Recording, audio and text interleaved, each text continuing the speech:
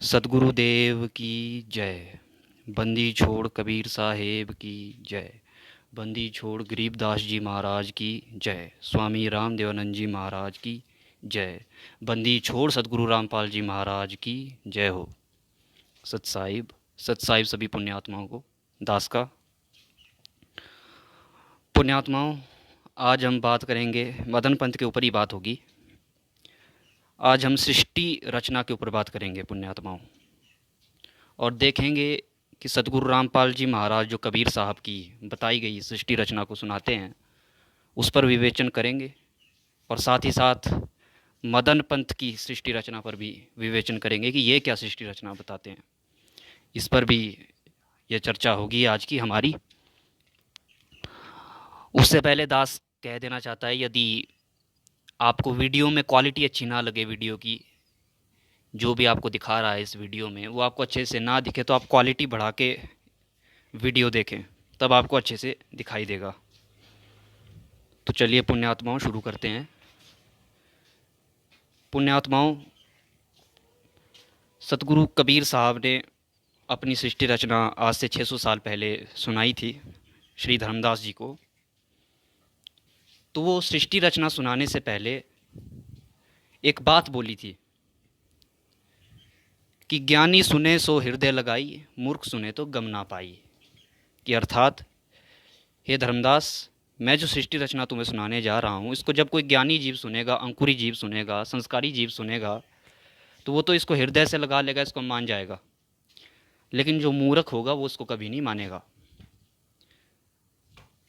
तो यही आज हो रहा है पुण्यात्माओं, कि जो मूर्ख पंथ है वो सतगुरु रामपाल जी महाराज की जो सृष्टि रचना उन्होंने बताई है कबीर साहब की, उसको गलत बता रहे हैं, अर्थात मूर्खों वाले काम कर रहे हैं। आज हम दोनों सृष्टि रचनाओं की तरफ ध्यान देंगे कि सतगुरु रामपाल जी महाराज क्या सृष्टि रचना बताते हैं और मदन पंथ क्या सृष्टि रचना बताता है। आपको पुण्यात्माओं हंसी आएगी जब आप इन मदन पंथियों की सृष्टि रचना सुनोगे कि कैसी सृष्टि रचना बताते हैं ये। तो चलिए पुण्यात्माओं, शुरू करते हैं। सबसे पहले सतगुरु रामपाल जी महाराज की सृष्टि रचना के ऊपर विवेचन करते हैं, चर्चा करते हैं। तो जैसा कि मैंने आपको बताया कि श्री धर्मदास जी को ये सृष्टि रचना बताने से पहले ही कबीर साहब ने बता दिया था कि ज्ञानी सुने तो हृदय लगाई, मूर्ख सुने तो गम ना पाई।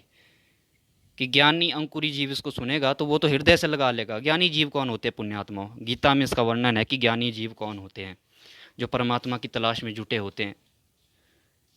ज्ञानी, जिज्ञासु, अर्थार्थी, ये 4 प्रकार के जीव होते हैं। जिज्ञासु तो वो होता है जो ज्ञान सुन लेता, थोड़ा सा ज्ञान सुन के खुद वक्ता बन जाता है। ज्ञानी जीव अपना कल्याण कराने के लिए संसार में आते हैं। तो वो तो इस सृष्टि रचना को सुन लेंगे धर्मदास, लेकिन जो बाकी दूसरे होंगे उन्हें ये सृष्टि रचना पचेगी नहीं, वो इसे उल्टा सीधा और गलत ही बताएंगे। तो पुण्यात्माओं, आपको दिखाते हैं कि कबीर सागर में कहाँ पर ये बात कही है। ये देखो पुण्यात्माओं, ये कबीर सागर में ही ये सृष्टि रचना लिखी गई है। आपको दिखाई दे रहा होगा, ये देखिए। धर्मदास ये जग बौराना, कोई न जाने पद निर्वाणा, यही कारण मैं कथा पसारा, जग से कहियो एक राम नियारा। तो आप इसको पढ़ सकते हैं स्वयं। इसी में आगे ये बात कही है कि ज्ञानी सुने सो हृदय लगाई, मूर्ख सुने तो गम ना पाई। फिर आगे वही सृष्टि रचना बताइए जो सतगुरु रामपाल जी महाराज आपको सत्संग में बताते हैं।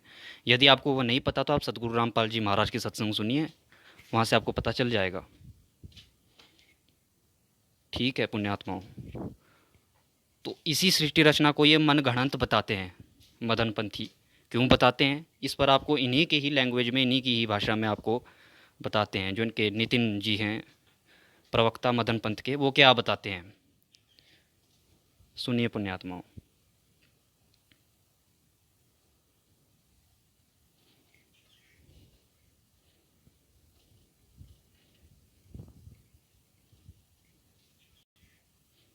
कि कबीर साहब किसकी बात कर रहे हैं, कहाँ की बात कर रहे हैं।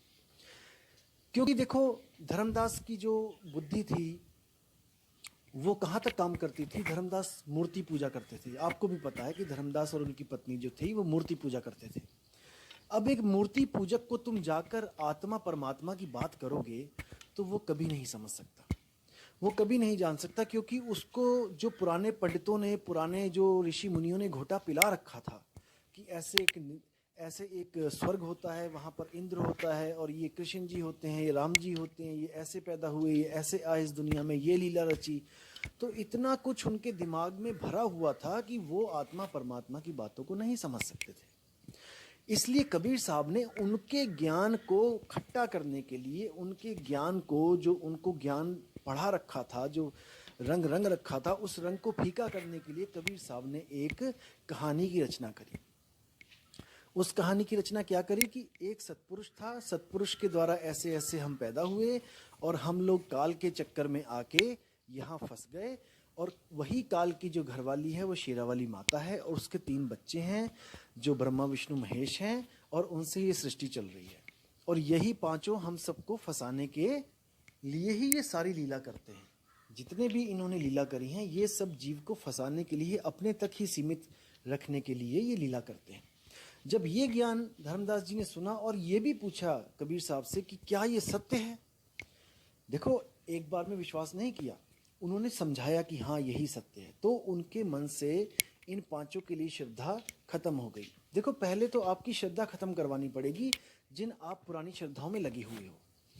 अब ये तो हो गई ये कहानी जो धर्मदास की श्रद्धा खत्म करने के लिए बताई गई, क्योंकि धर्मदास के पास इतना विवेक नहीं था कि वो आत्मा और परमात्मा को समझ सके। क्योंकि अगर इतना विवेकी होता तो पत्थरों को पूछता ही ना, वो पत्थरों की तरफ देखता ही ना। उसको पता होना चाहिए था कि जड़ और चेतन में क्या फ़र्क है। पत्थर निर्जीव है, पत्थर तो अपनी सफाई खुद भी नहीं कर सकता। आप मूर्ति बना लो, उसकी भी सफाई एक चेतन आत्मा से ही करवाई जाती है, एक चेतन जीव से ही करवाई जाती है।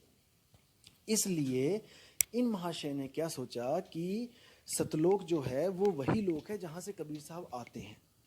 देखो अब इन्होंने एक वीडियो में और बोला कि जो पुरुष, तो पुण्यात्माओं, आपने देखा कि ये क्या बता रहे हैं कि धर्मदास जी जो थे उनकी बुद्धि काम नहीं करती थी, क्योंकि वो मूर्ति पूजक थे। तो उन्हें समझाने के लिए कबीर साहब को एक झूठी कहानी बनानी पड़ी, और फिर वो झूठी कहानी जो है धर्मदास जी को सुनाई, ताकि धर्मदास के अंदर जो श्रद्धा थी इनके अंदर वैकुंठ में, जैसे विष्णु भगवान के अंदर सालग्राम में, मूर्तियों में, वो ख़त्म हो जाए और वो आत्मा परमात्मा की बातें समझ लें। यानी कबीर साहब को एक 2 कौड़ी के धर्मदास के आगे जो है लाचार साबित करवा दिया नितिन महाशय जी ने। उनको एक लाचार बता दिया कि कबीर साहब ने तो झूठी कहानी सुनानी पड़ी धर्मदास को, तब जाके धर्मदास जो है उनकी शरण में आया, उनकी बातें समझ पाया, आत्मा परमात्मा की बातें समझ पाया। तो पुण्यात्माओं, यहीं से इन पाखंडी मदन पंथियों की बुद्धि का स्तर पता चलता है कि ये कबीर साहब को समझते क्या हैं। जिस कबीर साहब को हम जानते हैं पुण्यात्माओं, वो सत्पुरुष है, पूर्ण परमात्मा है। वो जो, उसे किसी झूठी कहानी की ज़रूरत नहीं है। देखो पुण्यात्मा, झूठी कहानियों में तो हम फंसे हुए थे, पहले से ही फंसे हुए थे, 1398 से पहले से ही थे। जब से कबीर साहब आए थे 600 साल पहले से, उससे पहले भी हम झूठी कहानियों में ही थे। झूठी कहानियाँ सुना सुना के ही पंडितों ने हमें गुमराह किया हुआ था। ठीक है पुण्यात्माओं, पंडित का मतलब यहाँ किसी जाति विशेष से नहीं है। तो ऐसे इन ढोंगी धर्मगुरुओं ने हमें झूठी कहानियाँ सुना सुना के हमारा जो है माइंड वॉश करके रखा हुआ था कि बस यही भगवान है, इनसे ऊपर कोई है ही नहीं, ब्रह्मा विष्णु महेश, देवी देवताओं से ऊपर। तो भला कबीर साहब हमें भला झूठी कहानियाँ क्यों सुनाएंगे? क्या कबीर साहब इतना लाचार, इतना असहाय है कि उसे हमें समझाने के लिए झूठी कहानी का सहारा लेना पड़े? और सबसे बड़ी बात, ये झूठी कहानी फिर लिपिबद्ध क्यों करवाई कबीर सागर में धर्मदास जी से? ये तो आज भी कबीर सागर में लिपिबद्ध है। यही यदि ये झूठी कहानी है तो दूसरे संतों ने क्यों गाई भाई? गरीबदास जी महाराज कबीर साहब से लगभग 200 साल बाद आए, 1518 के बाद, सन 1717 में। उन्होंने भी अपने सदग्रंथ साहब में ये गाई है, ये सृष्टि रचना। आदि रामायणी में आप जाके देखोगे, यही सृष्टि रचना है, सेम टू सेम। आदि रमैणी अदली सारा जादिन होते धुंधुकारा, सत्य पुरुष की ना प्रकाश हम होते तख्त कबीर खवासा, मन मोहिनी सिरजी माया सत्य पुरुष एक ख्याल बनाया, धर्मराय सिरजय दरबानी 64 जुग तप सेवा ठानी। यही बिल्कुल सेम टू सेम सृष्टि रचना उसमें है, शुरुआत से लेकर अंत तक। तो पुण्यात्मा उन्हें क्या ज़रूरत पड़ी सृष्टि रचना बताने की? नानक जी की वाणी में सृष्टि रचना है, गुरु ग्रंथ साहब में, उनमें उसमें भी ये सृष्टि रचना है। तो बाकी संतों को क्या ज़रूरत पड़ी है सृष्टि रचना बताने की? और यदि सृष्टि रचना झूठ है, सतलोक वगैरह कुछ है नहीं, तो भला धर्मदास की 3 दिनों तक धर्मदास किस सतलोक में रहे थे? नानक जी 3 दिनों तक किस सतलोक में रहे थे? दादू दयाल जी को किस सतलोक में उन्होंने रखा, जिस सतलोक की महिमा कलम तोड़ उन्होंने गाई है? धर्मदास जी ने भी, नानक जी ने भी, सभी ने। तो किस सतलोक में वो 3 दिन तक थे? तो पुण्यात्माओं, ये तो इनकी मूर्खता है सृष्टि रचना को झूठ बताने की, जो वास्तविक सृष्टि रचना है जो कबीर साहब ने कही है। बाद में आपको इनकी सृष्टि रचना भी बताएंगे जिसको सुन के आपको हंसी आएगी। तो पुण्यात्माओं, इन्होंने तो बस यही इनका काम था कि ये सृष्टि रचना को किसी तरह से झूठा बता सके, क्योंकि इनके पिछले गुरुओं ने यही सृष्टि रचना इनको बताई है। मदन पंथियों के पिछले गुरु, इनकी पुस्तकों में भी यही सृष्टि रचना है। तो इसलिए इनको इस सृष्टि रचना को झूठा साबित करवाना था जो सतगुरु रामपाल जी महाराज बता रहे हैं, ताकि अपनी सृष्टि रचना को बता सके जो झूठी है। तो पुण्यात्माओं, इन्होंने तो ऐसे ही काम किए हुए हैं और कहते हैं भाई उसकी श्रद्धा हटाने के लिए किया। कबीर साहब इतने लाचार असहाय नहीं है जिन्हें आत्मा परमात्मा की बात बताने के लिए झूठी कहानियां बनानी पड़े। झूठी कहानियां बनानी होती तो कबीर साहब को कब का ठग लिए होते। ठीक है, 6 बार अंतर ध्यान नहीं होना पड़ता था धर्मदास के सामने से। 6 बार अंतर ध्यान हुए धर्मदास के सामने से कबीर साहब, क्योंकि धर्मदास मान ही नहीं रहा था उनकी बातों को। यदि झूठी कहानियां ही बनानी होती, उसकी आस्था हटानी होती, तो कब का ये काम कर चुके होते। इतनी बार अंतर ध्यान होने की ज़रूरत नहीं थी। वो तो सर्वसमर्थ है कबीर साहब, वाणी में उसके तुल्य किसी का कोई दूर दूर तक तोल नहीं है। वो तो पूर्ण परमात्मा सतपुरुष है। तो ये पुण्यात्माओं इनकी पहली मूर्खता है। आगे पुण्यात्माओं ये एक और बात बोलते हैं कि सतलोक वगैरह ये सब कुछ कोरी कल्पनाएं हैं। लोक वगैरह, लोक कुछ है ही नहीं, मतलब कोई भी लोक नहीं है। जैसे ये कहते हैं स्वर्ग लोक, पाताल लोक, ये जितने भी है लोक हैं, सतलोक हैं, अनामी लोक है, अगम लोक है, अलख लोक है, ऐसे कोई लोक है ही नहीं। ये सब कोरी कल्पना है, मनगढ़ंत कहानियाँ हैं, कोई लोक नहीं है। तो इस बात को दृढ़ाने के लिए कि कोई लोक भी नहीं है, कोई लोक नहीं है, इस बात को साबित करने के लिए ये एक वाणी दिखाते हैं, साहिब की एक वाणी दिखाते हैं। आपको वो वाणी भी दिखाएंगे। तो ये वाणी ये दिखाते हैं साहिब की कि लोक अलोक शब्द है भाई, जिन जाना तिन संशय जाई। और ये क्या अर्थ करते हैं इस वाणी का? क्योंकि इन्हें अपनी बात तो साबित करवानी है कि लोक वगैरह कुछ नहीं है, सतलोक वगैरह ये सब कोरी कल्पनाएं हैं। तो ये क्या बताते हैं, इसका क्या अर्थ करते हैं कि साहिब कहते हैं कि लोक अलोक ये सब कुछ शब्द ही है। लोक अलोक वास्तव में है कुछ नहीं, बस शब्द ही है। शब्द, आपको जब शब्द का लखाव हो जाएगा, वही शब्द लोक अलोक है, सब कुछ वही है। ये बाकी सतलोक वगैरह कुछ नहीं है, ऐसा कोई सतलोक नहीं है, ये सब कोरी कल्पनाएं हैं। ना स्वर्ग लोक है, कुछ भी नहीं है, बस शब्द ही है। ये सब कह के आपको कंफ्यूज कर देते हैं ये लोग, और आप समझते हो कि वो सतलोक कुछ है ही नहीं, हमें वहाँ कुछ जाना नहीं है, सतलोक में कुछ नहीं करना है, क्योंकि वो है ही नहीं, वो तो कोरी कल्पना है इनके हिसाब से। तो इसका वास्तविक अर्थ क्या है पुण्यात्मा, वो आपको बताते हैं। वो इसमें लिखा हुआ भी है दास ने कि लोक अलोक शब्द हैं भाई, जिन जाना तिन संशय जाई। कि लोक अलोक शब्द हैं भाई, जैसे पृथ्वी लोक, सतलोक आदि, एवं अलोक, इसमें लोक भी बोला है और अलोक भी बोला है। अलोक माने जो लोक नहीं है, जीव आत्मा वगैरह सब कुछ जो लोक नहीं है। ये सब कुछ शब्द हैं, शब्द से बने हुए हैं। कौन से शब्द से? आदि शब्द, सार शब्द से, नी अक्षर से, उसी से ये सब कुछ बना हुआ है। नी अक्षर से अक्षर आया, अक्षर से क्षर। पुण्यात्माओं, यहाँ पे ये कहने का भाव था कि उस परमात्मा ने हर वस्तु को सार शब्द से ही निर्मित किया है, सार शब्द से ही उत्पन्न किया है। हर वस्तु सार शब्द से ही आई हुई है, उसी से सबको निर्माण, सब हर वस्तु का निर्माण उसी से हुआ है। वही परम तत्व है, और उस परम तत्व को जानता है वही तत्वदर्शी है। तो यही बात, लेकिन इन्होंने इनको तो भक्तों को गुमराह करना था, इसलिए इस वाणी को इन्होंने विस्तार से नहीं बताया, बस कंफ्यूज कर दिया कि लोक अलोक तो कुछ है ही नहीं। अब जैसे पुण्यात्माओं, सोने के आभूषण है, जैसे नेकलेस है, झुमका है, इनके नाम तो अलग अलग हैं, लेकिन है सोना, सोने, क्योंकि सोने से ही निर्मित हुए हैं, सोने से ही बने हैं। मिट्टी की मूर्ति है, उसको मिट्टी भी कह दो, कोई दिक्कत नहीं है, क्योंकि वो मिट्टी से ही बनी है। वैसे ही ये संसार, पूरा संसार सार शब्द से बना है, सार शब्द से परमात्मा ने इसको अस्तित्व में लाया है। तो इसलिए ये सार शब्द से ही बना हुआ है, क्योंकि वही परम तत्व तो वही है, मूल इकाई, बिल्डिंग यूनिट, वो तो वही है। तो इसलिए उस भाव में यहाँ पर कहा है कि लोक अलोक शब्द हैं भाई, जिन जाना तिन संशय जाई। जिसने उस शब्द को जान लिया, जिससे ये लोक अलोक सब कुछ बने हुए हैं, उसके सारे संशय खत्म हो जाते हैं। इस वाणी का ये मतलब नहीं है कि लोक अलोक कुछ भी नहीं है, लोक अलोक का कोई अस्तित्व है ही नहीं, ये इस वाणी का मतलब नहीं है। इस वाणी का मतलब है कि लोक अलोक तो हैं, लेकिन वो इसी शब्द से आए हैं, इसी शब्द से बने हैं, सार शब्द आदि शब्द से। तो पुण्यात्माओं, ऐसे ही ये आपको गुमराह करते हैं, इसी तरह से आपको ये गुमराह करते हैं, आपको बेवकूफ़ बनाते हैं। कभी सृष्टि रचना को झूठ बोलते हैं, कभी किसी चीज़ को झूठ बोलते हैं, कभी किसी को झूठ बोलते हैं।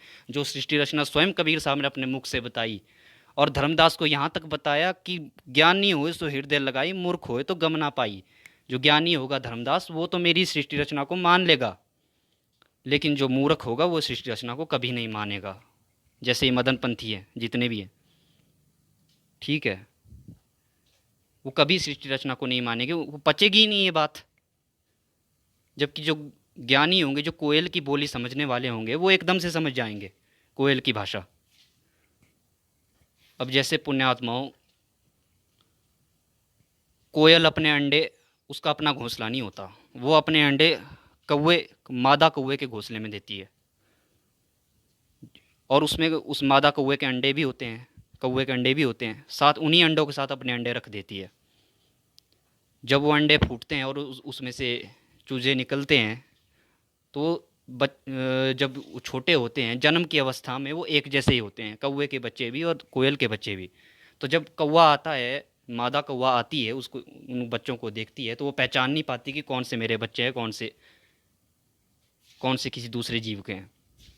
तो इसलिए वो दोनों का लालन पालन करती है। लेकिन जब जो कोयल के बच्चे हैं, जब वो उड़ने लायक हो जाते हैं, तब मादा कोयल आती है और अपनी आवाज़ देती है उन बच्चों को, तो वो उड़ के चले जाते हैं अपनी माँ के साथ, कोयल के साथ, क्योंकि वो पहचान जाते हैं उस आवाज़ को। जबकि जो कौवे के बच्चे हैं, उनको वो आवाज़ पहचान में आती ही नहीं है। वैसे ही कबीर साहब कह रहे हैं कि जो ज्ञानी होंगे, जो कोयल के बच्चे हैं, जो मेरे बच्चे हैं, वैसे तो ये भी बच्चे ही हैं, ये दूसरे भी, ऐसा नहीं है कि वो दूसरे बच्चे नहीं हैं जिन्हें ये सृष्टि रचना समझ में नहीं आ रही है, लेकिन ये अंकुरी जीव है। जो कोयल के बच्चे हैं वो अंकुरी जीव है, तो उनको वो कोयल की भाषा समझ में आ जाती है और वो चल पड़ते हैं कबीर साहब के साथ, यानी कबीर साहब की इस बात को मान लेते हैं। तो इसलिए कबीर साहब ने कहा कि ज्ञानी होए सो हृदय लगाई, मूर्ख होए तो गम ना पाई। मूर्ख को ये सृष्टि रचना नहीं पचेगी, उसको दंत कथा ही मानेगा, उसको मन गढ़ंत कहानी ही समझेगा। तो यही पुण्यात्मा आज इस मदन पंथ के साथ हो रहा है। दूसरी बात पुण्यात्माओं ये है कि ये इसे मन गणंत क्यों बताते हैं, क्यों बताते हैं पुण्यात्मा मन गणंत? ये इसलिए बताते हैं मन गणंत, क्योंकि ये बताते हैं कि यदि सतलोक की ये बात करते हैं पुण्यात्माओं कि जब सतपुरुष ने अक्षर पुरुष को बनाया, अक्षर पुरुष अचिंत को बनाया, और अचिंत ने बाद में अक्षर पुरुष को बनाया, और अक्षर पुरुष सोने चला गया मानसरोवर में, तो जब अक्षर पुरुष सोने चला गया, मतलब वहाँ आलस्य भी है। जब उसको नींद आ गई, वहाँ आलस्य का अस्तित्व है सतलोक में। ठीक है। जब नींद आ गई तो उसको जगाने के लिए अंडा मानसरोवर में डाल दिया सतपुरुष ने। अंडे की गड़गड़ाहट से वो जाग उठा और उसे क्रोध आया, और क्रोध की नज़र से उसने अंडे को देखा। अंडे के दो फाड़ हो गए जिसमें से निरंजन निकला। तो इसका मतलब वहाँ क्रोध भी है। बाद में निरंजन ने तपस्या की, इसका मतलब वहाँ हठयोग भी है। हठयोग में कष्ट होता है, इसका मतलब वहाँ कष्ट भी है। बाद में माया का सृजन किया कबीर साहब ने, सतपुरुष ने। उसके बाद माया को उसके पास ले गए। फिर उस माया को, अष्टंगी को, काल पुरुष ने गंदी नज़रों से देखा, इसका मतलब वहाँ वासना भी है। तो भाई सतलोक तो ऐसा होता नहीं है। जो सतलोक होगा वो तो परमात्मा का लोक होगा, वहाँ तो कोई विकार होंगे ही नहीं। जैसे आलस्य, क्रोध, वासना, ये सब तो वहाँ नहीं होने चाहिए थे। तो फिर ये सृष्टि रचना झूठी साबित हुई, ये बताते हैं मदनपंथी। इस हिसाब से इस सृष्टि रचना को ये झूठा बताते हैं। ठीक है। और ये लोग ये भी बताते हैं कि कबीर साहब ने पैदा ही क्यों किया अक्षर पुरुष को भाई, जब कबीर साहब को पता था कि आगे चल के ये होने वाला है। क्योंकि सतपुरुष जो भगवान होता है उसको तो सब कुछ पता होता है, आगे पीछे का अंतर्यामी होता है वो। उसे तो पता होगा भाई अक्षर पुरुष ने आगे जाके अचिंत को लेना है, अचिंत ने काल को बनाना है, फिर वो होना है, फिर मेरे जीव ये ले जाएगा, फिर मेरे जीव फंस जाएंगे, वो कष्ट में होंगे। तो भाई वो तो दयालु परमात्मा होता है, परमात्मा तो दयालु होता है। फिर जब उसको पता था कि मेरी ये रचना करने से, अक्षर पुरुष को ये करने से ये सब कुछ हो जाएगा, मेरे जीव यहाँ सतलोक से चले जाएंगे, तो फिर उसने किया क्यों भाई? ये सारे काम उसने क्यों किए? तो इस हिसाब से ये मदनपंथी ऐसे ऐसे प्रश्न पूछ के इस सृष्टि रचना को झूठा बताते हैं कि ये एक दंत कथा है। तो पुण्यात्माओं, आज इन्हीं कुछ प्रश्नों का जवाब भी इस वीडियो में दास देगा कि कबीर साहब ने क्यों रचना की, क्यों सृष्टि रची, क्यों जो है जब परमात्मा कबीर साहब को पता था कि आगे चल के ये सब कुछ होगा, मेरे जीव काल ले जाएगा, निरंजन ले जाएगा, तो फिर कबीर साहब ने क्यों सृष्टि रची? तो पुण्यात्माओं, इनका एक सरल सा जवाब है कि इनका जवाब है, बिल्कुल इनका जवाब है, लेकिन वो हमारी बुद्धि में नहीं है पुण्यात्माओं, उसे हम नहीं समझ सकते, इसलिए वो कबीर साहब ने नहीं बताया। उसे केवल वही समझ सकता है जिसने सार शब्द को लखा हो, जिसकी सुरती सार शब्द में समाई हो, वही उसे समझ सकता है। ये कहने सुनने से न्यारा है पुण्यात्माओं, ये कहने सुनने में नहीं आएगा ये जवाब, नहीं तो कबीर साहब कब का दे देते कि कबीर साहब ने क्यों ये सृष्टि रची, भगवान ने क्यों ये सृष्टि बनाई। वो चाहता तो हमें अपने पास ही रख सकता था, उसको क्या ज़रूरत पड़ी इच्छा करने की, क्यों हमें बनाया? तो पुण्यात्माओं, इनके जवाब हैं, लेकिन वो जवाब हमारी बुद्धि में नहीं आएंगे पुण्यात्माओं। हमारी बुद्धि इतनी विकसित नहीं है कि उन अथाह समंदर जैसे सवाल जवाबों को अपनी छोटी सी बुद्धि में डाल सकें। तो पुण्यात्माओं, इसी पर एक कथा पुण्यात्मा आपको सुनाते हैं। एक बार एक अगस्टिन नाम का एक पादरी था, ईसाई था वो। तो उसके मन में भी ऐसे ही सवाल, वो काफ़ी धार्मिक था, तो उसके मन में भी बिल्कुल ऐसे ही सवाल उठ रहे थे कि उस परमात्मा ने हमें क्यों बनाया, गॉड ने हमें क्यों बनाया? वो चाहता तो अपने पास ही रख सकता था, वो क्यों हमारा इम्तिहान ले रहा है? यदि उसने परीक्षा के लिए हमें बनाया है कि वो हमारी परीक्षा ले रहा है संसार में, तो क्यों वो परीक्षा ले रहा है? वो चाहता तो हमें अपने हेवन में रख सकता था, अपने स्वर्ग में रख सकता था, तो फिर उसने हमें यहाँ लाया ही क्यों? और उसके मन में एक और सवाल उठ रहा था कि वो 6 दिन में उसने सृष्टि रची क्यों? वो चाहता तो कुछ ही क्षणों में रच देता, 6 दिन क्या है उसके लिए? तो ये कुछ कुछ सवाल उसके मन में उठ रहे थे, अगस्टिन पादरी के मन में उठ रहे थे। तो एक बार क्या हुआ, वो एक समुद्र के तट पर बैठा हुआ था और इसी चिंतन में डूबा हुआ था, इन्हीं सवालों की खोज में कि भगवान ने ऐसा क्यों किया, यहाँ सब कष्ट में क्यों है? यदि वो भगवान हमें पैदा ही ना करता, अपने पास ही रखता, तो भाई आज तो ये कष्ट होना ही नहीं चाहिए था। क्या भगवान हमारा दुश्मन है? क्या उसने जानबूझ के ये किया? तो वो इसी चिंतन में डूबा हुआ था। उतने में वो क्या देखता है कि समुद्र के किनारे पर एक छोटा सा बालक 4-5 वर्ष का, उसके हाथ में एक गिलास है। वो उस गिलास से समुद्र से पानी भरता है उस गिलास के अंदर, और उस पानी को एक पास थोड़ी दूरी पर एक गड्ढा था छोटा सा, उस गड्ढे के अंदर वो गिलास डाल डाल देता है। गिलास से पानी उस गड्ढे के अंदर डाल देता है जो वो समुद्र से लाया था गिलास में भर के। यही प्रक्रिया वो करता रहता है, 10-15 बार ये प्रक्रिया उसने कर दी। अगस्टिन पादरी उसको देख रहा है। फिर अगस्टिन पादरी उसके पास जाता है हैरानी से कि बच्चा कर क्या रहा है, और उस बच्चे से पूछता है कि बच्चे तुम क्या कर रहे हो। तो बच्चे ने कहा कि तुम देखते नहीं मैं समुंदर खाली कर रहा हूँ, मुझे समंदर खाली करना है। तब अगस्टिन पादरी कहने लगा कि बेटा तुम्हारे इस छोटे से गिलास के अंदर ये समुद्र कैसे आएगा जो तुम इसको खाली कर दोगे। नहीं आ सकता बेटा, तुम व्यर्थ की कोशिशें कर रहे हो, ये इसके अंदर आएगा ही नहीं तुम्हारे छोटे से गिलास में, इतना बड़ा समंदर, अथाह समंदर। तब वो छोटा सा बच्चा अगस्टिन पादरी को कहने लगा कि जैसे अगस्टिन पादरी मेरे इस छोटे से गिलास में ये अथाह समंदर नहीं आ सकता, वैसे तेरी छोटी सी बुद्धि में, गिलास जैसी बुद्धि में मेरा अथाह ज्ञान कैसे आएगा। जो तू ये सोच रहा है, ये दिमाग लगा रहा है कि उस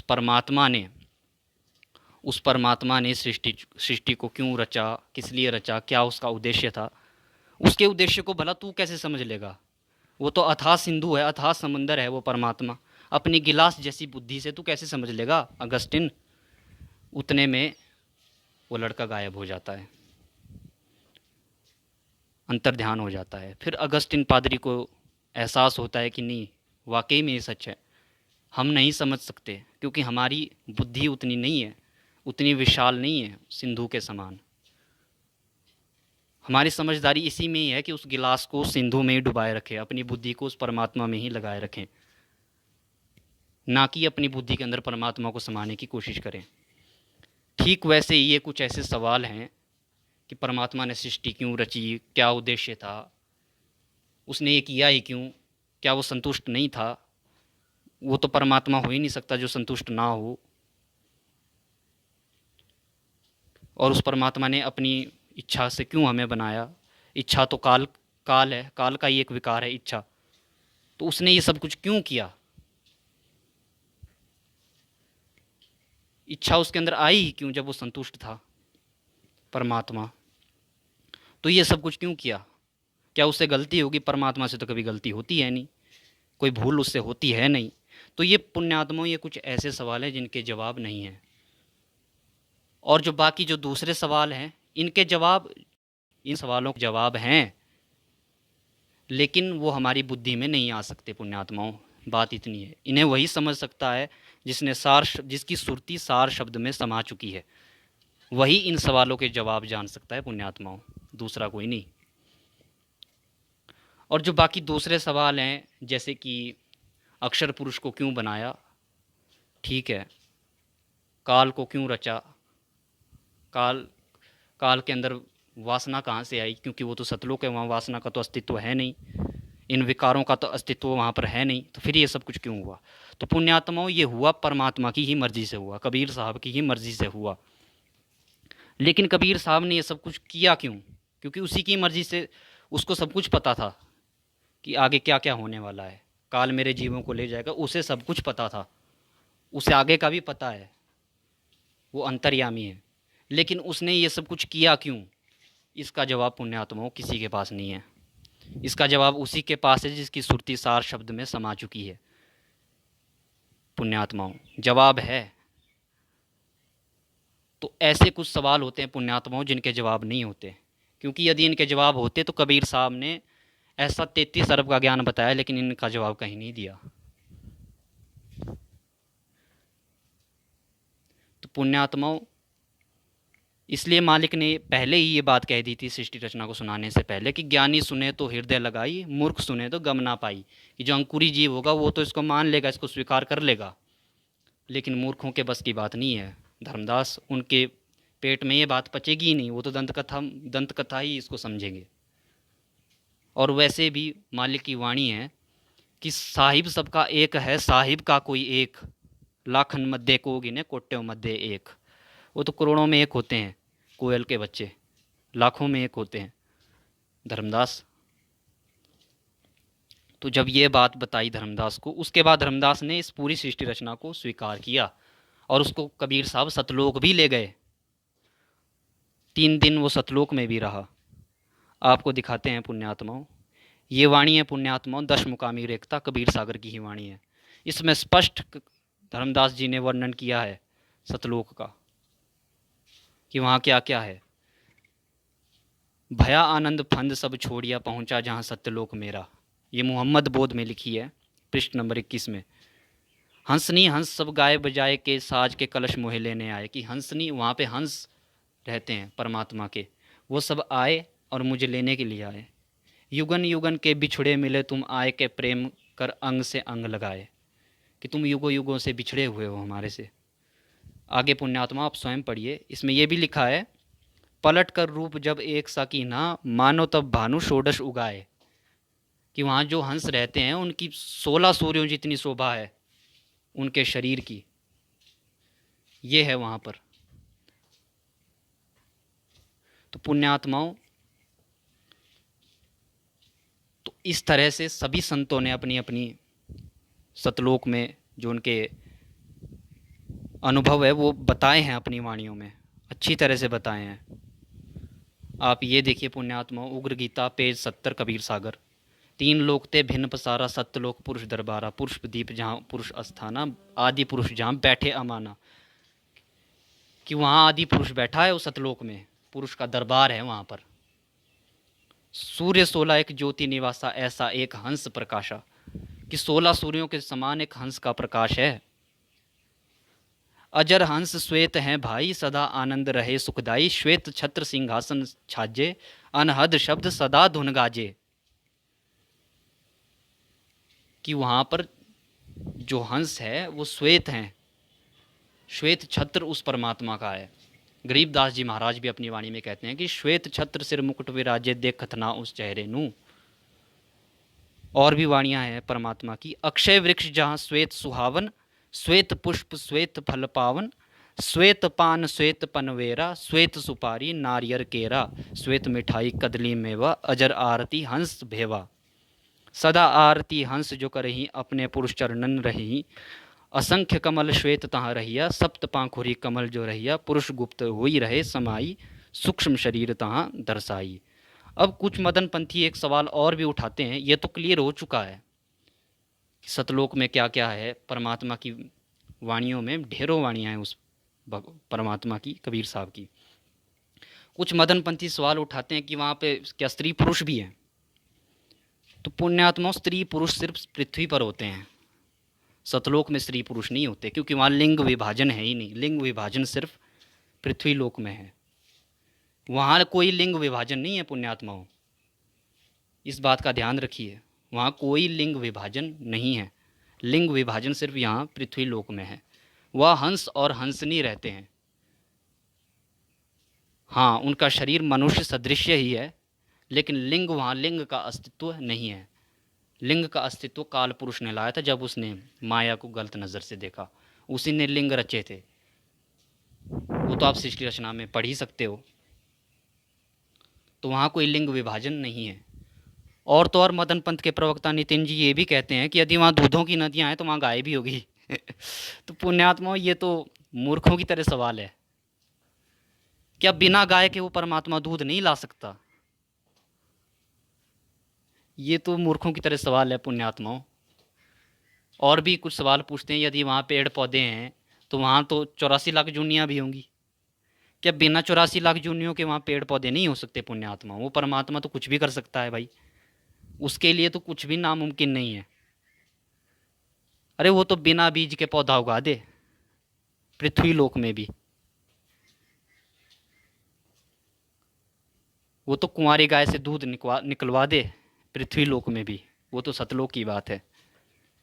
पर चलो छोड़ो, इन मूर्खों की बुद्धि में ये बात कभी नहीं आएगी।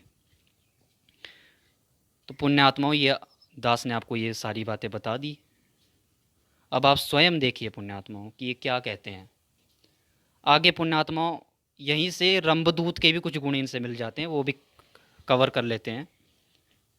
रंभदूत के क्या गुण है? रंभदूत है क्या पुण्यात्माओं? रंभदूत कालदूत है जो जीवों को भटकाएगा आगे चल के। जिसकी भविष्यवाणी पहले कबीर साहब ने कर रखी है अनुराग सागर में कर रखी है। यह है पृष्ठ नंबर 132।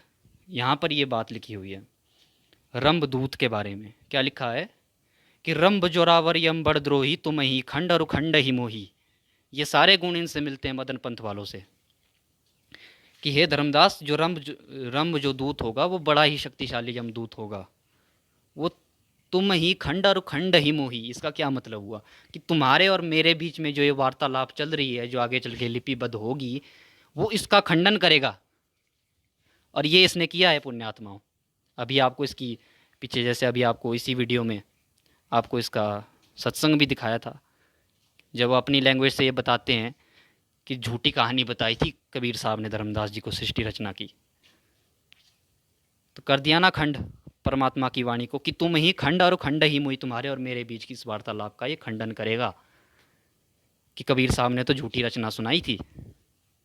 आगे देखिए पुण्यात्माओं, आरती नारियर चौका संघारी खंड ही लोक दीप सब जारी, कि आरती नारियर चौका का ये विरोध करेगा, पाठ ज्योति इत्यादि का और संध्या वगैरह का। तो इन्होंने किया है। पाठ ज्योत वगैरह कुछ नहीं होता इनके यहाँ, तो वो सब कुछ इन्होंने किया है पुण्यात्माओं। तो ये भी इनसे गुण मिल रहा है।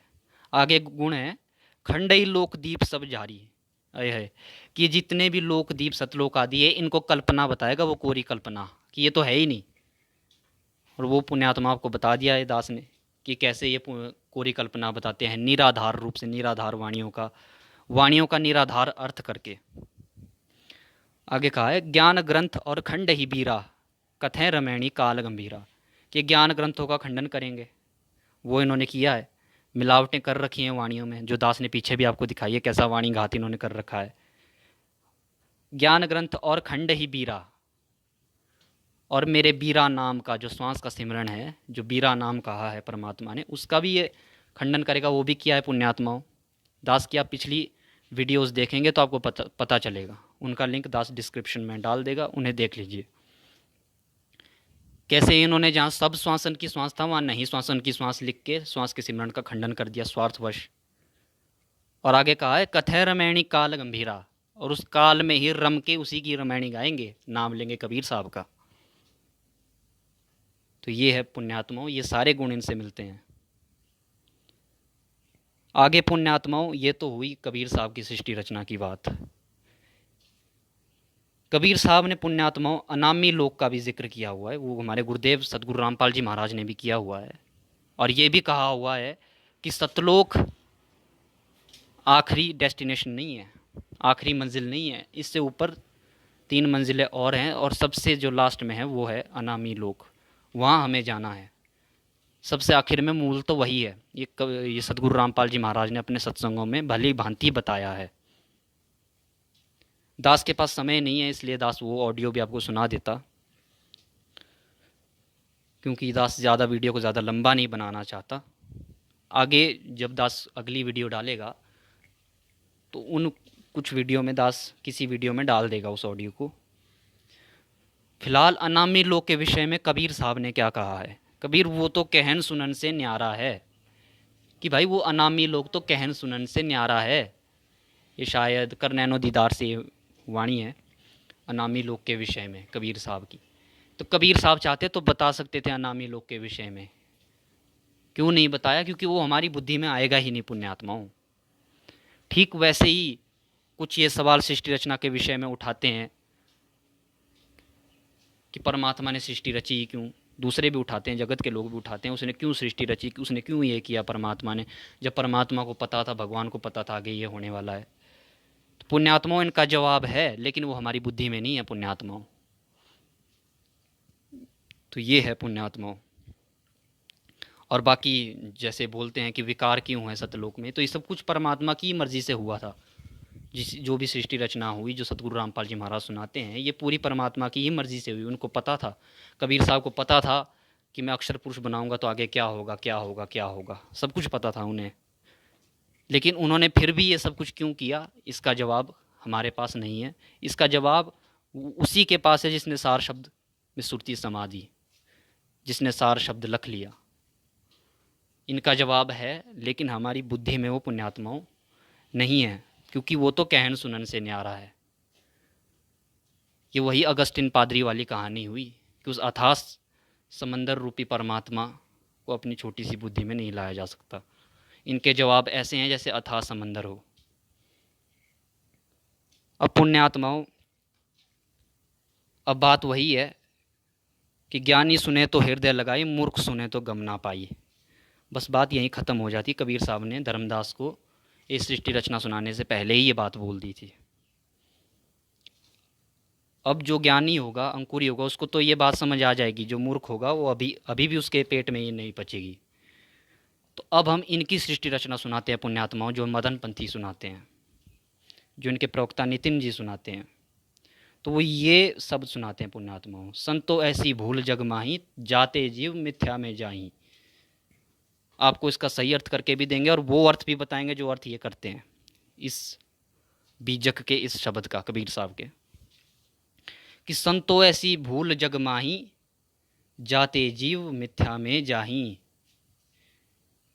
यहाँ संतों का मतलब है जितने भी मनुष्य हैं, उन सबको कह रहे हैं कबीर साहब कि एक ऐसी भूल हमसे हुई है, जीवों से ऐसी भूल हुई है जिससे कि जीव आज भी मिथ्या में जी रहा है। जाते जीव मिथ्या में जाही। फिर कहा है कि पहले भूले ब्रह्म अखंडित, झाई आपो ही मानी। पहले भूले ब्रह्म अखंडित, झाई आपो ही मानी। अब पुण्यात्मा इनका अर्थ लेते हैं कि ये इसका क्या अर्थ करते हैं नितिन वगैरह, नितिन पंथी जितने भी है, नितिन पंथी ने, मदन पंथी कहो, नितिन पंथी कहो, एक ही बात है। जो प्रवक्ता नितिन जी हैं इनके, वो क्या अर्थ करते हैं कि पहले भूले ब्रह्म अखंडित, यहीं से इनकी सृष्टि रचना शुरू होती है, जो ये बताते हैं। पुण्यात्मा एक बात और पहले दास आपको सर्वप्रथम बता देना चाहता है कि ये परमात्मा और आत्मा को एक ही मानते हैं, अलग अलग नहीं मानते, कि दोनों एक ही है। परमात्मा और आत्मा एक ही है। ये वही बात हुई भाई, मंत्री और प्रधानमंत्री एक ही है। तो इनका यही, ये पहली इनकी मूर्खता, इनकी अज्ञानता है पुण्यात्माओं, कि मंत्री और प्रधानमंत्री तो एक ही है, आत्मा और परमात्मा तो एक ही है। ठीक है, पर चलो अब इनकी सृष्टि रचना पर आते हैं। ये कहते हैं आत्मा और परमात्मा एक ही है। फिर ये इस पंक्ति का क्या अर्थ करते हैं कि पहले बुले ब्रह्म अखंडित, झाई आप ही मानी, कि सर्वप्रथम तो ब्रह्म अखंडित, यानी वो आत्मा यानी परमात्मा भगवान भूल में पड़ गया। और क्या भूल में पड़ गया? उससे गलती हुई, वो भूल में पड़ गया। क्या भूल भूल में पड़ गया? कि झाई आप ही मानी, वो अपनी ही झाई को खुद खुद को समझने लगा कि ये जो मेरा प्रतिबिंब है ये मैं ही हूँ। उसके अंदर ये भूल आई। ठीक है, और उसने जगत का पसारा कर दिया। 5 तत्व, 3 प्रकृति, 3 गुण, ये सब कुछ उसी से ही बने। बाद में आत्मा से ही ये सब कुछ बने, आत्मा का ही पसारा है सब कुछ। कि आत्मा आत्मा अपने स्वरूप से गिर गई। क्यों गिर गई? क्योंकि अपने प्रतिबिंब को ही ये समझ बैठी कि ये प्रतिबिंब ही मैं हूँ। ठीक है, तो इस हिसाब से ये फंस गई इस संसार में, और इसी से ये भरम जाल में फंस गई। और फिर सुरती जो है, आत्मा की जो सुरती है, वो आत्म स्वरूप से गिर गई, और इसने 5 तत्व, 3 गुण, 25 प्रकृतियाँ बना दी, और ये संसार रच दिया। यानी आत्मा ने ही स्वयं अपने लिए पिंजरा बना लिया। ठीक है, ये इनकी सृष्टि रचना है पुण्यात्मा, शॉर्ट में आपको बता दी। अब यहाँ पर फिर से आते हैं कि पहले भूले ब्रह्म अखंडित, झाई आपो ही मानिए। ये क्या अर्थ करते हैं इसका? कि सर्वप्रथम तो ब्रह्म अखंडित, यानी वो आत्मा यानी जो भगवान है, वो उससे एक भूल हुई। क्या भूल हुई? कि वो झाई आपो ही मानी, कि वो अपनी प्रतिबिंब, अपनी परछाई, अपने प्रतिबिंब को स्वयं को मानने लगा कि ये मैं ही हूँ, ये प्रतिबिंब मैं ही हूँ। ठीक है, झाई आपो ही मानी, और इसी में वो फंस गया। कैसे फंस गया? उससे एक और भूल हुई कि झाई में भूलत इच्छा की नहीं। झाई में उस प्रतिबिंब, वो ये समझ बैठा कि ये प्रतिबिंब मैं ही हूँ, और फिर उससे इच्छा पैदा हुई उस आत्मा से। इच्छा थे अभिमानी, फिर इच्छा से अभिमान आया, अभिमानी करता हुए बैठे, फिर अभिमान आके उसी ने ही ये, मतलब ये कर्म रचे, कर्म जाल उसने बनाया। 5 तत्व, 3 प्रकृति उसी ने ही बनाए, वही करता है इनका। और फिर नाना पंथ चलाया, और फिर सही कई सारे पंथ ये इसी आत्मा ने चलाए हैं अपना स्वरूप भूल के। तो पुण्यात्मा ये इसमें कहा, इस शब्द में आगे आप स्वयं पढ़ सकते हो कि वही भूल में सब जग भूला और इसी भूल में सारा संसार फिर भूल गया। लक्ष्य 84 इसी आत्मा ने बनाई। यानी ये आत्मा स्वयं भूली हुई है, ये स्वयं परमात्मा है, लेकिन ये अपना स्वरूप भूल चुकी है। ये इनका कहने का तात्पर्य है इस शब्द के अनुसार। और इस शब्द से वीर साहब की इस वाणी से, इस शब्द से ये अपनी सृष्टि रचना को साबित करवाते हैं, सिद्ध करवाते हैं। अब पुण्यात्माओं, सबसे पहले इसमें पहली एक बात है जिसे सुन के हंसी आ रही है, आपको भी हंसी आ रही होगी, कि पहले भूले ब्रह्म अखंडित झाई आप वही मानी। भाई जब आप परमात्मा कह रहे हो, जब आप मुख से परमात्मा शब्द उच्चारित कर रहे हो, तो भला परमात्मा क्या भुलक्कड़ होता है जिससे भूल हो जाए? हैं, परमात्मा भुलक्कड़ थोड़ी ना होता है जिससे कोई भूल हो जाए। और दूसरी बात क्या कह रहे हैं कि झाई आप वही मानी, कि वो अपनी ही परछाई, अपने ही प्रतिबिंब को स्वयं को मान बैठा कि ये प्रतिबिंब मैं ही हूँ, और इसी से वो धोखे में पड़ गया। पुण्यात्माओं, इन्होंने तो परमात्मा को एक श्वान का दर्जा दे दिया, एक कुत्ते का दर्जा दे दिया परमात्मा को। क्योंकि जब कुत्ता अपनी परछाई देखता है, पानी में देखता है या दर्पण के आगे देखता है, तो वो भौंकता रहता है और भौंक भौंक के मर जाता है। दर्पण केरी गुफा में सुनहा बैठा जाए, देख प्रतिमा अपनी, भौंक भौंक मर जाए। तो इन्होंने तो परमात्मा को एक कुत्ते के समान बुद्धि दे दी कि वो अपनी झाई देख के, अपनी परछाई, अपना प्रतिबिंब देख के उस प्रतिबिंब को ही समझ बैठा, खुद को वो प्रतिबिंब ही समझ बैठा। पुण्यात्मा, एक इंसान, एक अनपढ़ इंसान की बुद्धि से भी गया गुजरा इन्होंने भगवान को बना दिया। पुण्यात्माओं, जब हम शीशे में अपना प्रतिबिंब देखते हैं तो हमें पता होता है कि ये प्रतिबिंब अलग है, मैं अलग हूँ, ये प्रतिबिंब मैं नहीं हूँ। हर इंसान को ये बात पता होती है। जब भी आप शीशे में अपना चेहरा देखते हो सुबह शाम को, तो आपको पता होता है कि ये मेरा प्रतिबिंब है शीशे में जो बन रहा है, ये मैं नहीं हूँ।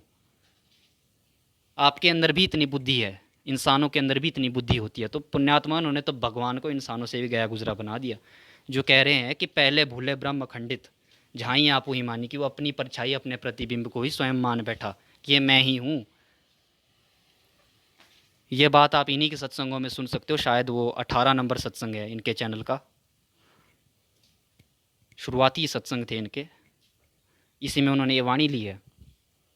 यानी उसको एक कुत्ते की बुद्धि दे दी उस भगवान को, कि वो अपनी झाई को ही स्वयं मान बैठा। इतनी बुद्धि तो पुण्यात्माओं एक इंसान में भी होती है कि ये झाई मैं नहीं हूँ, ये परछाई मैं नहीं हूँ, ये प्रतिबिंब मैं नहीं हूँ। और सबसे बड़ी बात, इन्होंने पहले ही भगवान को भुलक्कड़ बता दिया कि पहले भूले ब्रह्म अखंडित, कि वो अखंड ब्रह्म वो पहले ही भूल में पड़ गया। इनकी सृष्टि रचना ही पुण्यात्माओं मिथ्या है, मिथ्या से ही शुरू हो रही है, कि वो ब्रह्म अखंडित भूल गया, अपना स्वरूप भूल गया, या उसने अपनी इच्छा, जो भी इनका है। आगे कहते हैं कि झाई में भूलत इच्छा की नहीं, फिर उसने झाई में जब वो भूल गया, खुद के स्वरूप को भूल गया, फिर उसने इच्छा की, फिर ये 5 तत्व 3 प्रकृति संसार रचे, नाना पंथ रचे, लक्ष्य 84 जूनियाँ इसी आत्मा ने बनाई है। पुण्यात्मा, इनकी सारी सृष्टि रचना ही फेक है, झूठ है, मिथ्या है। भला कोई कैदी स्वयं के लिए जेल बनाएगा कि नहीं यार मैं स्वयं के लिए जेल बनाऊं? आप अपने हाथ स्वयं ही बांध दो, ऐसा कभी होगा पुण्यात्माओं? इतनी बुद्धि तो पुण्यात्माओं एक इंसान में भी होती है। इंसान भी शीशे में अपना प्रतिबिंब देखता है या अपनी परछाई देखता है, उसे पता होता है कि ये मेरी परछाई है, ये मैं नहीं हूँ। लेकिन इन्होंने भगवान को इंसान से भी गया गुजरा एक श्वान के समान बना दिया, कुत्ते के समान बना दिया। जैसे कुत्ता अपना प्रतिबिंब देख के भौंकता रहता है। आपने बचपन में ग्रीडी डॉग जैसी कहानी एक सुनी होगी। उसके मुंह में एक मांस का टुकड़ा था। जब उसने नदी में पुल के ऊपर से नदी में अपनी छाया देखी तो फिर वो भौंकने लगा और वो टुकड़ा उसके मुंह से गिर गया। ग्रीडी डॉग इत्यादि कई सारी कहानियाँ होती थी बचपन में जब हम छोटे थे। तो पुण्यात्माओं, इन्होंने भगवान को कितना नीचे गिरा दिया, और इनकी कितनी गिरी हुई सोच है यहीं से पता चल जाता है पुण्यात्माओं। ये भगवान को ये समझते क्या है। पहले तो इन्होंने भगवान को भुलक्कड़ बना दिया, ठीक है, कि उससे भूल हुई, फिर क्या भूल हुई कि वो अपने प्रतिबिंब को स्वयं ही मान बैठा और इसी धोखे में वो इच्छा कर बैठा और आगे 5 तत्व 3 गुण प्रकृति और संसार बना दिया। तो पुण्यात्मा इनकी सारी सृष्टि रचना ही मिथ्या हुई। अब इस शब्द का सही मायने में अर्थ क्या है पुण्यात्मा, वो भी आपको बताएंगे। क्या अर्थ है इसका कि संतो ऐसी भूल जग माही जाते जीव मिथ्या में जाही। अब इसका सही अर्थ बताएंगे कि कबीर साहब कहते हैं कि ये संतो, ये मनुष्यों, कि तुमसे एक भूल हुई है जिससे तुम आज भी मिथ्या में ही जी रहे हो। जीवों से ये भूल हुई है, भगवान से नहीं हुई है, जीवों से हुई है। फिर कहा है सदगुरु कबीर साहब ने कि पहले भूले ब्रह्म अखंडित झाई आपो ही मानी। कि पहले भूले ब्रह्म अखंडित, कि तुम अखंड ब्रह्म को भूल चुके हो, ना कि वो ब्रह्म अखंड ब्रह्म भूला हुआ है। भगवान कभी नहीं भूलता, हम भगवान को भूल चुके हैं। ये कबीर साहब यहाँ कहना चाहते हैं कि हे जीवो, तुम उस अखंड ब्रह्म, उस परम ब्रह्म, उस पूर्ण ब्रह्म को भूल चुके हो। पहले भूले ब्रह्म अखंडित, तुम उसको भूल गए। झाई आपो ही मानी, और उसके द्वारा बनाए धोखे में फंस गए। झाई धोखा भी होता है, छल भी होता है, आपको दिखाएंगे। ये देखिए पुण्यात्माओं, झाई का अर्थ छाया परछाई तो होता है, ये साथ ही साथ छल और धोखा भी इसका मतलब होता है। यानी तुम धोखे में पड़ गए, जो इस काल ने किया है तुम्हारे साथ। क्या धोखा किया है कि इसने स्वयं को सत्पुरुष बना दिया और तुम ब्रह्मा विष्णु महेश के रूप में इसको पूज रहे हो, इसी को पूज रहे हो, इसी के पुत्रों को पूज रहे हो पुण्यात्माओं। ये कहने जा रहे हैं यहाँ कबीर साहब ने, ये कहने की कोशिश यहाँ की है, ये कहा है यहाँ पर कि इसके द्वारा की गई झाई को तुमने अपना भगवान मान लिया। झाई आपू ही मानी, अपना भगवान, आपू माने अपना भगवान, अपना भगवान तुमने इसके छलावे को मान लिया, जो इसने छलावा तुम्हारे साथ किया। आपू ही मानी मतलब अपना भगवान। जैसे कबीर साहब की वाणी है कि जहाँ जहाँ लोभ तहाँ पाप है, नहीं, जहाँ दया तहाँ धर्म है, जहाँ लोभ वहाँ पाप, जहाँ क्रोध तहाँ काल है, जहाँ क्षमा वहाँ आप। जहाँ क्षमा है, क्षमा रूपी गुण है, वहाँ परमात्मा विराजता है आप। तो वैसे ही यहाँ पर कहा है कि जहाँ ही आप ही मानी, कि अपने परमात्मा को, यानी उस परमात्मा को तुम इसका धोखा समझ बैठे जो काल ने तुम्हारे साथ किया है, और उस असली भगवान, उस अखंड ब्रह्म को तुम भूल गए। पहले भूले ब्रह्म अखंडित। फिर आगे क्या कहा है कि झाई में भूलत इच्छा कीनी, इच्छाते अभिमानी।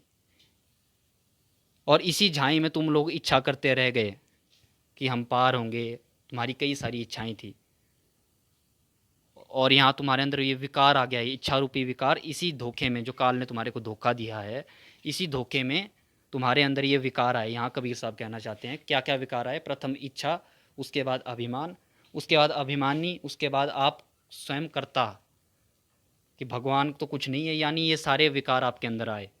और इसी कर्ता पने के चलते कईयों ने नाना पंथ चला दिए। कोई खुद को ही कर्ता बताने लग गया कि अहम ब्रह्मस्मि। फिर यही कहा है पुण्यात्मा आगे कि वही भूल में सब जग भूला। कौन सी भूल? भगवान को भूलने की भूल, जीवों द्वारा। भूल का मर्म ना पाया। इस भूल का मर्म किसी ने नहीं पाया कि तुम कैसे भूले उस भगवान को। उसकी सृष्टि रचना भी कबीर साहब ने बाद में बताई थी कि 1,84 भूलते कहिए भूलते जग बिटमाया। कि 1,84 में तुम अपनी उस गलती के कारण ही पड़े हुए हो, अपनी भूल के कारण। कौन सी भूल? जो सतलोक में हुई थी। फिर आगे कहा है कि जो है सनातन सो ही भूला, अब सो भूल ही खाया। कि जो सनातन भगवान है तुम उसी को भूले हो। फिर से कबीर साहब ने रिपीट किया। फिर आगे कहा है भूल मिटे गुरु मिले पार, की पारख दे लखाई। आगे आप पुण्यात्मा आसानी से शब्द को समझ सकते हो कि जब गुरु मिलेगा, जब वो परख करवाएगा शब्द की, तब ये भूल मिटेगी। और कहा है कहें कबीर भूल की औषधि, औषधि पारख सबकी भाई। सार नाम सर जीवन बूटी, घिस घिस अंग लगाए। कहें कबीर तुम सतकर मानो, जन्म मरण मिट जाए।